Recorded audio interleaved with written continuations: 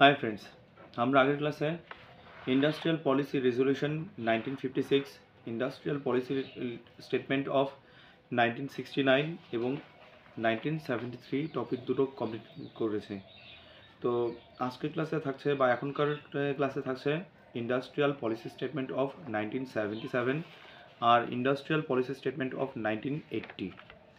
তো প্রথমে আমরা আসি যে ইন্ডাস্ট্রিয়াল পলিসি স্টেটমেন্ট অফ 1977-এ কী বলা আছে।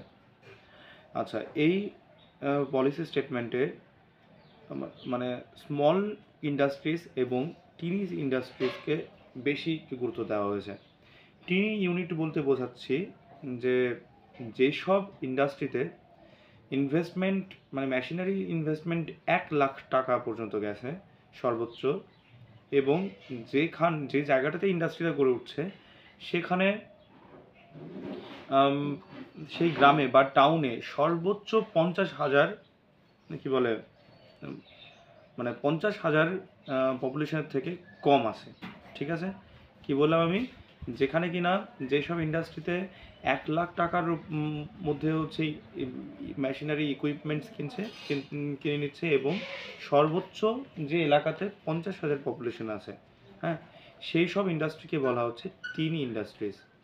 ওকে, এটা খেয়াল রাখতে হবে, যে সময় স্টেটমেন্টটা বেরিয়েছিল সেটা 1977 সাল। তার মানে তখনকার 1,00,000 টাকা মানে বিরাট। তখনকার দিনে হয়তো আমরা শুনবো যে কোনো একজন সরকারি চাকরি করছে, তার বেতনই 300 টাকা, 200 টাকা, 250 টাকা, 150 টাকা এরকম মানে বেতন দেখা যাচ্ছে। তো এটাকে মানে নেহাত কম নয়, এটা বিরাট অ্যামাউন্ট। হ্যাঁ, তার মানে তখনকার দিনে যদি কারো 100 টাকা বেতন থাকতো, তার থেকে তুমি যাবে সেখান থেকে 1,000। হ্যাঁ, মানে তখনকার দিনের ধরলাম আমি এখনকার দিনে 20,000, তখনকার দিনের 100 টাকা। তার মানে তার থেকে 10 গুণ করলে মানে এখনকার দিনের হচ্ছে যে 2 লাখ, আর তখনকার দিনের 1,000 টাকা। 10,000 টাকা মানে এখানকার 20 লাখ। 1 লাখ মানে কি যে কি বলে, তার মানে বুঝতে পারছো তোমরা অ্যামাউন্ট, আশা করি বুঝেই যাচ্ছ কতটা বড় অ্যামাউন্ট হতে পারে এটা। তো এটাকে টিনি ইন্ডাস্ট্রি বলছে। তো স্বাভাবিক ব্যাপার, 1-2 কোটি টাকা, 3-4 কোটি টাকা ইনভেস্টমেন্ট করা ময়নাগুড়ির মতো জায়গাতে অনেক মানুষই করে থাকে। জলপাইগুড়ি বা শিলিগুড়ি বা কলকাতাতে অনেক বিরাট অ্যামাউন্টের গেম হয় সেখানে, তাই না? তো এটাকে বলে টিনি ইন্ডাস্ট্রিজ। ওকে, তো এবার আসি, এছাড়াও যে মানে এই ইন্ডাস্ট্রিগুলো এমনভাবে টার্গেট করা হয় যাতে কি না সেখানে এগ্রিকালচারাল সেক্টরগুলো মানে উঠে চলে যায়। ঠিক আছে, এগ্রিকালচারাল সেক্টর কি মানে ইনক্লুড হয় সেখানে। আর সবচেয়ে বেশি প্রায়োরিটি দেওয়া হয়েছে পাওয়ার জেনারেশন এবং পাওয়ার ট্রান্সমিশন সেক্টরকে। যেখানে পাওয়ার তৈরি হচ্ছে সেই সেক্টরটা, আর যেখান থেকে ট্রান্সপোর্ট হচ্ছে পাওয়ারটা বা সাপ্লাই দেওয়া হচ্ছে সেটাকে, সেই ট্রান্সমিশন হচ্ছে, হ্যাঁ, যার মাধ্যমে সাপ্লাই দেওয়া হচ্ছে। তার মানে ইন্ডাস্ট্রিয়াল পলিসি স্টেটমেন্টে স্মল ইন্ডাস্ট্রি এবং টিনি ইন্ডাস্ট্রিকে বেশি গুরুত্ব দেওয়া হয়েছে সেক্ষেত্রে।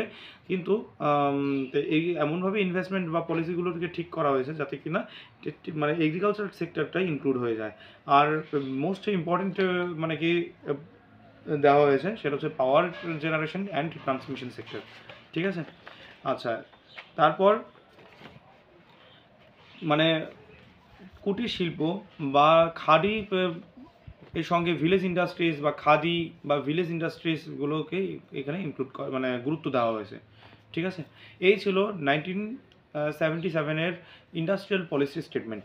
এবার আমরা পড়তে যাচ্ছি ইন্ডাস্ট্রিয়াল পলিসি স্টেটমেন্ট অফ 1980। এক্ষেত্রে যে আগে যে লার্জ স্কেল যে লাইসেন্সিং করা প্রভিশন ছিল সেটা কিন্তু অনেকটা এখানে কমানো হয়েছে, যাতে কি না এই লাইসেন্সিংয়ের প্রবলেমের জন্য অনেক মানুষ যাতে মানে এমন যেন না হয় যে অনেক মানুষ ব্যবসায়ী করতে পারছে না। তো এরকম কিন্তু অনেক প্রবলেম আমরা দেখেছি যে চোখের সামনে, যে অনেক ইন্ডাস্ট্রিজগুলো কিনা লাইসেন্সিংয়ের প্রবলেমের জন্য কিন্তু উঠতে পারছে না। ওকে, আচ্ছা, এবার আসি আমরা যে পাবলিক সেক্টরকে বেশি মানে বেশি প্রায়োরিটি দেওয়া হয়েছে, কারণ কি এগুলো রিলায়েবল অনেক বেশি। হ্যাঁ, তার মানে এই 1980 সালের ইন্ডাস্ট্রিয়াল পলিসি স্টেটমেন্টে মানে কি সেন্ট্রাল গভর্নমেন্টকে বেশি বা সেন্ট্রাল বা স্টেট গভর্নমেন্টকে বেশি প্রায়োরিটি দেওয়া হয়েছে, পাবলিক সেক্টরকে বেশি প্রায়োরিটি দেওয়া হয়েছে। আর যে লাইসেন্সিংয়ের প্রবলেমটাকে কিছুটা সলভ করা হয়েছে। তারপর আগে কিন্তু যে ইনভেস্টমেন্টের ওপর একটা লিমিটেশনস করা ছিল, একটা মানে কি যে স্মল ইন্ডাস্ট্রি গড়ে উঠছে, তো তাকে একটা মানে লিমিট করে দেওয়া হয় যে ওই একটা নির্দিষ্ট এলাকা ভিত্তিক হিসেবে যে তুমি এর থেকে বেশি প্রোডাকশন করতে পারবে না, যে তোমার ফ্যাক্টরি এইটুকু, এটার এই ক্যাপাসিটির থেকে বেশি তুমি প্রোডাকশন করতে পারবে না। তো এটা একটা হচ্ছে লিমিটেশনস ছিল, সেই লিমিটেশনসটাকে মানে কি বলবো, হ্যাঁ এটাকে আরও জোরদার করা হয়। তারপর ডোমেস্টিক মার্কেটের কম্পিটিশনকে বেশি ফোকাস করা হয়, টেকনোলজিক্যাল আপগ্রেডেশন এবং মডার্নাইজেশনের উপর ফোকাস করা হয়, ঠিক আছে। ওকে, তারপর হচ্ছে যে কম্পিটিটিভ এক্সপোর্ট বেসড ইন্ডাস্ট্রিকে ফোকাস করা হয়েছে, মানে কি যে যত বেশি মানে এক্সপোর্ট হবে তত বেশি আমাদের ব্যালেন্স অফ পেমেন্টের সারপ্লাস হবে। আর এই সেক্টরে ফরেন ইনভেস্টমেন্টের ক্ষেত্রেও কিন্তু ফোকাস করা হয়েছে, ছাড়পত্র দেওয়া হয়েছে, ঠিক আছে। তাহলে কী কী বললাম আমরা আজকে ক্লাসে বললাম আমরা ইন্ডাস্ট্রিয়াল পলিসি স্টেটমেন্ট অফ 1977 এবং 1980। 1977-এ দেখলাম আমরা 1 লাখ মানে টিনি ইউনিটকে ডিফাইন করলো, তার 1 লাখ টাকা যেসব মানে সর্বোচ্চ মানে মেশিনারি ইকুইপমেন্টে ইনভেস্টমেন্ট হয়েছে সেইখানে গুরুত্ব দেওয়া। তারপর হচ্ছে যে পাওয়ার জেনারেশন এবং ট্রান্সমিশনের মানে এক্সট্রা খেয়াল রাখা। তারপর এগ্রিকালচার এমনভাবে মানে কি ইন্ডাস্ট্রিগুলোকে গড়ে তোলা যাতে কিনা এগ্রিকালচার সেক্টর সেগুলোকে ইনক্লুড হয়ে যায়। তারপর হচ্ছে ভিলেজ ইন্ডাস্ট্রি, কটেজ ইন্ডাস্ট্রি এইসব যেন, তারপর খাদি ইন্ডাস্ট্রি এগুলো যেন বৃদ্ধি পায়। এই ছিল ইন্ডাস্ট্রিয়াল পলিসি 1977। এবার আসি ইন্ডাস্ট্রিয়াল পলিসি 1980। এখানে আমরা কি দেখলাম যে পাবলিক সেক্টরকে বেশি রিলায়েবল বলে সেখানে বেশি গুরুত্ব দেওয়া হচ্ছে। তারপর রিল্যাক্সেশনটা ফ্রম লাইসেন্সিংয়ে রিল্যাক্সেশন করানো। তারপর কি বলবো, ইনভেস্টমেন্ট লিমিট করা কোনো একটা স্মল ইন্ডাস্ট্রির ক্ষেত্রে। তারপর কম্পিটিটিভ মানে কম্পিটিটিভ এক্সপোর্ট পলিসি, আর হচ্ছে ফরেন ইনভেস্টমেন্ট ইনক্লুড করা এর মধ্যে। ডোমেস্টিক মার্কেটে টেকনোলজিক্যাল আপগ্রেডেশন অ্যান্ড মডার্নাইজেশন করা, এই ছিল 1980 এর ইন্ডাস্ট্রিয়াল পলিসি স্টেটমেন্ট, ঠিক আছে। আচ্ছা, এবার আমরা যে 1991 মানে 1991 সালের যে ফেমাস মানে ইন্ডাস্ট্রিয়াল পলিসি স্টেটমেন্ট যে বেরিয়েছিল তার হচ্ছে বা পলিসি বেরিয়েছিল, তো তার আগে যেসব পলিসিগুলো চলে গেছে তাদের আমরা দেখব তার লিমিটেশনস কী কী আছে। যেমন কি যে অত্যাধিক বেশি লাইসেন্সিং। আমরা দেখছিলাম 1948-এর সেই ইন্ডাস্ট্রিয়াল পলিসি রেজলিউশন থেকে স্টার্ট করে 2-3টে পলিসি স্টেটমেন্টে তো লাইসেন্সিংকে অনেক বেশি গুরুত্ব দেওয়া হয়েছে, ঠিক আছে। তারপর প্রোটেকশন টু লোকাল ইন্ডাস্ট্রিজ, বিদেশি কোম্পানিগুলো যাতে ইন্ডিয়ার মার্কেটে একেবারে গিলে না খায় তার জন্য কি আমরা ইম্পোর্টে মানে কি যে কন্ট্রোল করার মানে করতে দেখলাম, বা লিমিট করে দেওয়া হলো যে বিদেশ থেকে কোনো ইনভেস্টমেন্ট আসবে না বা বিদেশি কোম্পানি ইন্ডিয়াতে ঢুকতে পারবে না বা ইম্পোর্টও হবে না সেরকম করে। তারপর control over Indian business through licensing, তো আমরা বুঝতে পারলাম আমার রেগুলেশনসও করেছে যে কন্ট্রোল করার জন্য, আলাদা করে কন্ট্রোল করা। তারপর restrictions on foreign capital under FERA act 1973।